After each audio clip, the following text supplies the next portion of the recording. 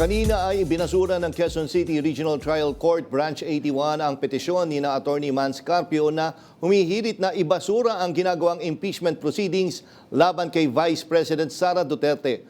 Pag-usapan pa natin yan at iba pang mga issue kasama si Attorney Amando Virgil Ligutan, Senior Lecturer ng UP College of Law. Magandang gabi po, Attorney Ligutan, at welcome back sa Arangkada Balita. Jack, magandang gabi sa kanina. Yes, una Attorney, ano yung reaction nyo dito sa latest development nga na binasura ng Quezon City RTC 81? Nagulat po ba kayo? At may nakita pa ba kayo obstacle?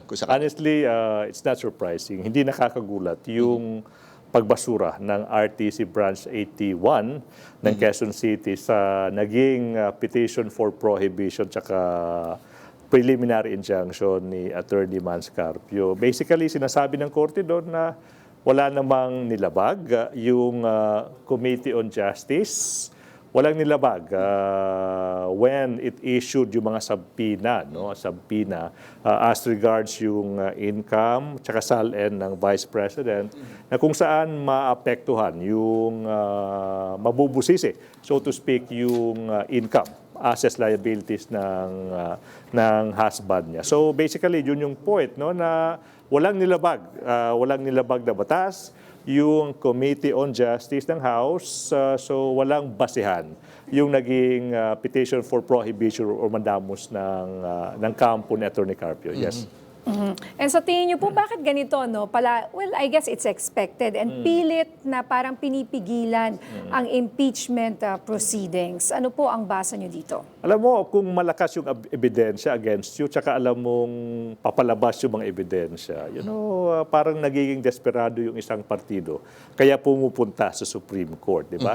Alala nyo, parang ilang cases, sunod-sunod, tawag natin dyan, there is a flurry of cases filed, and then luckily sabi ng Supreme Court this time walang ruling in favor sa kampo ni Vice President.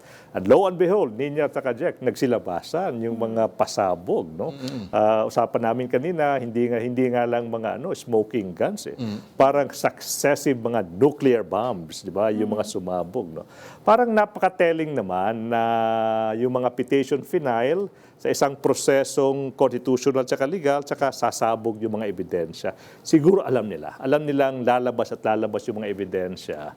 Kaya gusto nilang pigilan, so to speak, yung mga pasabog na yun. Yun yung reason, yun yung nakikita nating pattern. Alam mong papalabas, alam mong masisira yung pangalan mo, and then alam mong hindi mo madedepensahan yung sarili mo, you have only one recourse, go to court.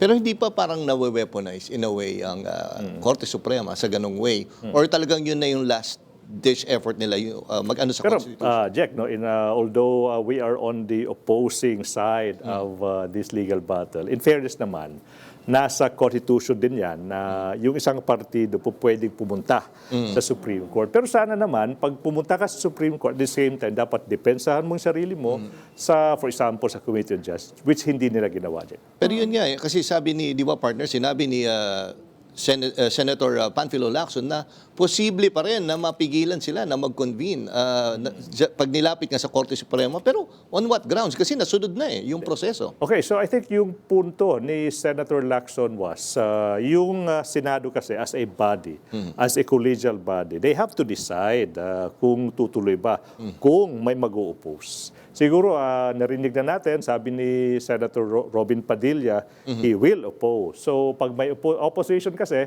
obligado yung entire Senate to move out to vote on the motion not to convene. Yun yung punto ni Senator Lacson.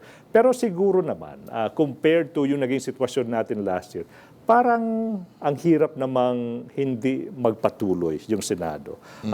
Despite and after yung mga pasabog sa House, do you think yung mga senador, these are also politicians, and then considering na there is an overwhelming majority of the Filipinos, siguro 90%, iba nga 88%, 90%, pataas ng pataas yung gustong magka-impeachment trial. Do you think, Jack, tsaka Ninya, magagawa pa ng Senado not to proceed? I don't think so. Well, alam mo, anything is possible, attorney. Parang last year we di natin akalain, for the best. Yes. But sabi nga, marami po ang, makakapal ang mukha. Wala I silang know. pakialam. At lantaran. Lantara naman po. At Nagpahayag parang, na. di ba?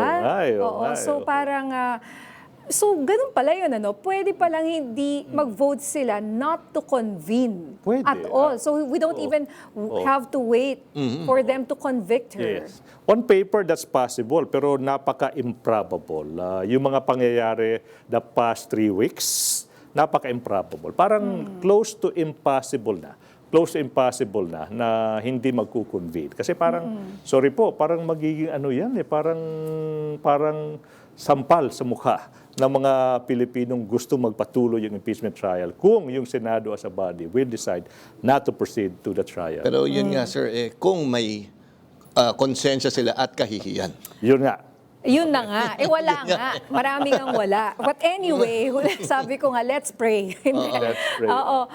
Isa pa po sa mga naging issue dyan sa House Committee hearing ay yung hindi pagbukas ng mga tax record Yes. ni VP Sara. So sa tingin niyo po ba mas maganda na ito ay buksan sa Senate trial na mismo or do you think naging missed opportunity ito nung hindi binuksan sa Kongreso pa lang? Okay, so sa tingin ko it was not a missed opportunity. Kaya nga sabi natin, kahit wala yung box, yung mahiwagang karton na yan, containing yung mga tax returns, kahit wala yan, na-prove na through the Committee on Justice na may discrepancy on one hand sa naging declaration under oath ng Vice President as to her assets and liabilities sa net worth, saka on the other hand, yung naging transaksyon sa mga bangko niya. You know, pag may discrepancy, mag-a-arise na doon, Ninya, yung tinatawag natin na assumption na unexplained wealth yun. So enough na yun. Parang sabi ko nga, parang bonus round na lang yung box, yung mahiwagang green box na yan. But, you know, I think karapatan, tsaka yung taong bayan, gusto nang mabuksan yung karton na yan. And it will happen in the impeachment trial sa Senado. I'm quite confident na mabubuksan yan in the impeachment trial. Kasi pag sinoppress yan, ako, parang magiging ano yan, alala niyo yung parang second envelope, di ba? Yung panahon ng impeachment trial. No? So, hindi po makakatulong sa kampo ng Vice President kung hindi mabubuksan yung mahiwagang karton na yan.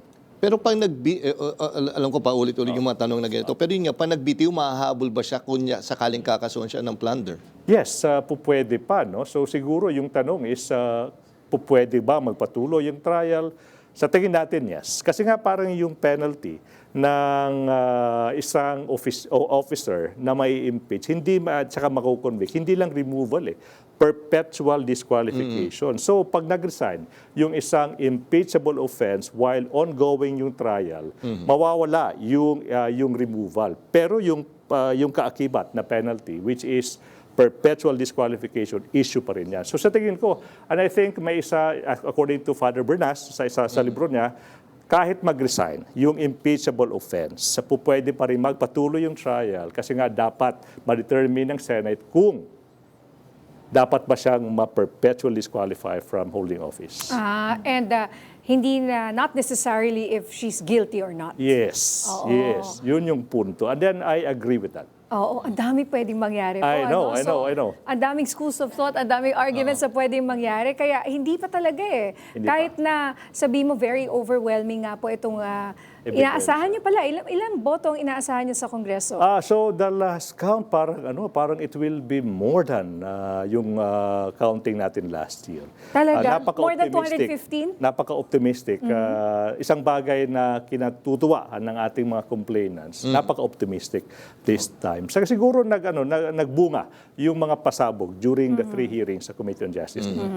So, a last question dun sa Pulse Asia survey, 46-46 tayo si Senator Tulfo and VP Sara. Do you think itong impeachment case will affect future surveys on the standing of VP Sara?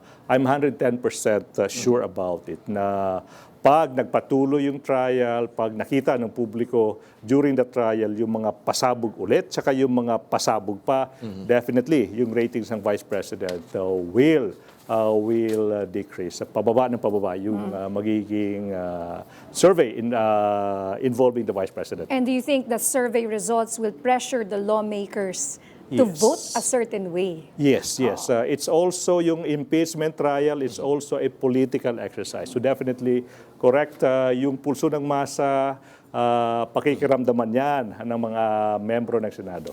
Alright, maraming salamat, Attorney Amando Virgil Ligutan. Thank you, sir. Thank you so Salamat, much. Thank you so much. Good evening.